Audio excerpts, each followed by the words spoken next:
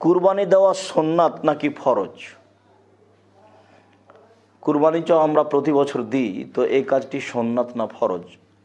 সম্মানিত দর্শক মণ্ডলী, বিষয়টি একটি গুরুত্বপূর্ণ বিষয় যে আসলে আমরা তো কুরবানি দিচ্ছি এবং আমরা মনে করছি এটি একটি বড় ইবাদত যা দিয়ে আল্লাহ তাআলাকে সন্তুষ্ট করা যায়। তো এই বিষয়টি আসলে সুন্নাত না ফরজ, আমরা একে কোন দৃষ্টিতে দেখে আদায় করব? সম্মানিত দর্শক মণ্ডলী, কুরবানি ফরজ নয়, কুরবানি একটি গুরুত্বপূর্ণ সুন্নাত। যদিও আল্লাহ তাআলা কুরবানি করার জন্য বলেছেন। আল্লাহ তাআলা বলেন, ওয়ালিকুল্লি উম্মাতিন জাআলনা মানসাকা, আমি প্রত্যেক সম্প্রদায়ের জন্য কুরবানির ব্যবস্থা করেছি। রাসূল সাল্লাল্লাহু আলাইহি ওয়াসাল্লাম বলেন, মান কানা লাহু সা ওয়া লাম ইউদাহি ফালা ইয়াকরাবান্না মুসাল্লানা, যার অর্থ রয়েছে সে যদি কুরবানি না করে তাহলে সে যেন আমার ঈদের মাঠে না আসে। ইবনে মাজাহ 3123 নম্বর হাদিস। ইবনে মাজাহ 3123 নম্বর হাদিসে প্রমাণ হয় যে গুরুত্বপূর্ণ একটি বিষয় হচ্ছে কুরবানি। রাসূল সাল্লাল্লাহু আলাইহি ওয়াসাল্লাম বলেন, যার অর্থ সম্পদ রয়েছে সে যদি কুরবানি না করে তাহলে সে যেন আমার ঈদের মাঠে না আসে। ইবনে উমর রাদিয়াল্লাহু তাআলা আনহু বলেন, রাসূল সাল্লাল্লাহু আলাইহি সাল্লাম কুরবানি করেছেন, আল মুসলিমুনা মিন বাদিহি, আর মুসলিম রাসূল সাল্লাল্লাহু আলাইহি সাল্লামের পরেও কুরবানি করতে থেকেছেন, যা আজ পর্যন্ত আমরা করে আসছি। ও জারাত বিহি সুন্নাহ, তখন থেকে এই সুন্নাতটি চালু হয়ে গেছে। অত্র হাদিসেও বোঝা যায় যে কুরবানি একটি গুরুত্বপূর্ণ বিষয় যা মুসলিম করে আসছেন।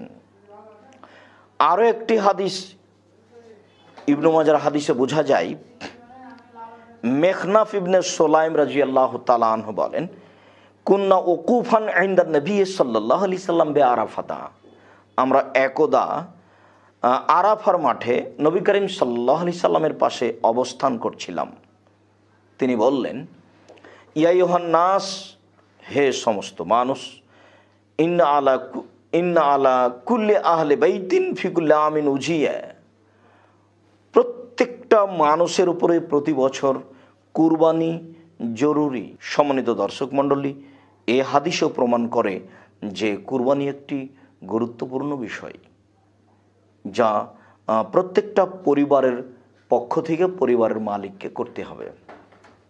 হাদিসগুলিতে প্রমাণ করে কুরবানি একটি গুরুত্বপূর্ণ বিষয়, তবুও কুরবানি ফরজ নয়। ফরজ নয় তার প্রমাণ রয়েছে আবু বকর সিদ্দিক এবং উমর রাদিয়াল্লাহু তাআলা আনহু মাঝে মধ্যে কুরবানি করতেন না। ইরওয়াউল গালিল 4th খণ্ড 355 পৃষ্ঠায় এখানে একটি সহিহ হাদিস রয়েছে যে উমর রাদিয়াল্লাহু তাআলা আনহু, আবু বকর সিদ্দিক রাদিয়াল্লাহু তাআলা আনহু মাঝে মধ্যে কুরবানি করতেন না। এখান থেকে আমরা বুঝতে পারছি যে কুরবানি যদি ফরজ হতো তাহলে অবশ্যই তারা নিয়মিত কুরবানি করতেন।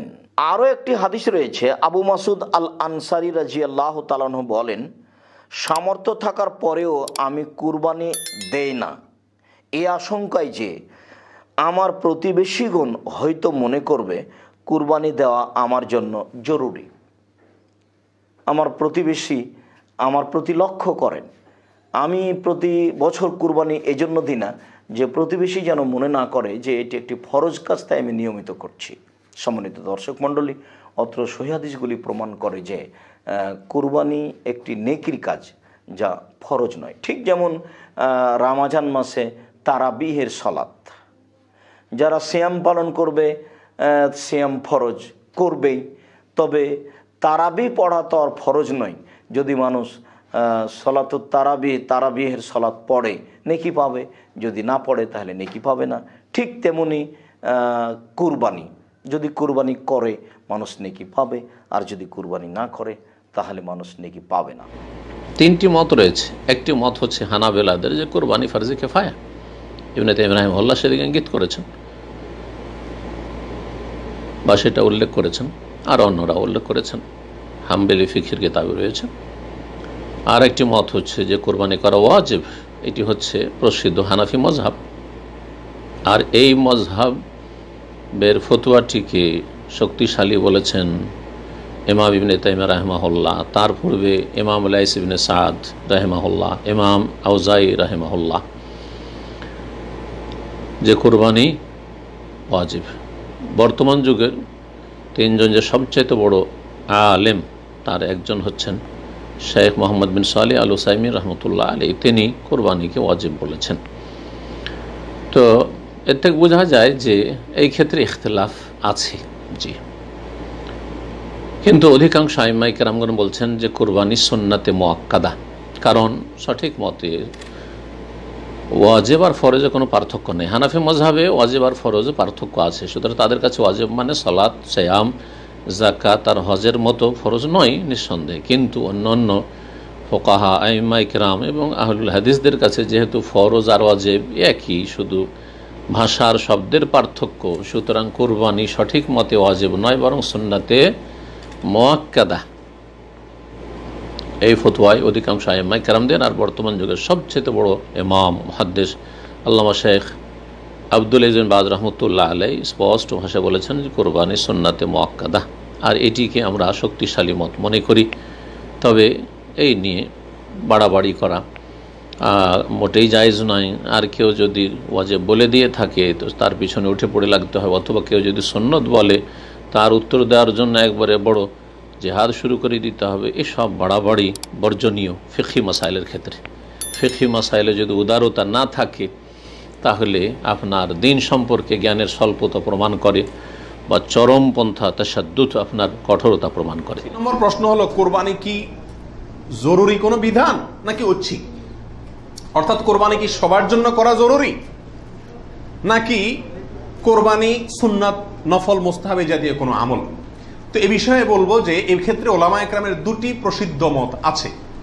ওলামা একরামের অনেকেই বলেন যে কোরবানি করা এটা সকলের জন্য জরুরি, যাদের সামর্থ্য আছে ঈদের দিন, কোরবানি ঈদের দিন অথবা পরবর্তী দিনগুলোতে যেগুলোতে কোরবানি করা যায়, এই সময়ের ভিতরে যার কাছে নেশা পরিমাণ টাকা আছে তার জন্য কোরবানি করা ওয়াজিব, জরুরি, বাধ্যতামূলক, না করলে গুনাহ হবে।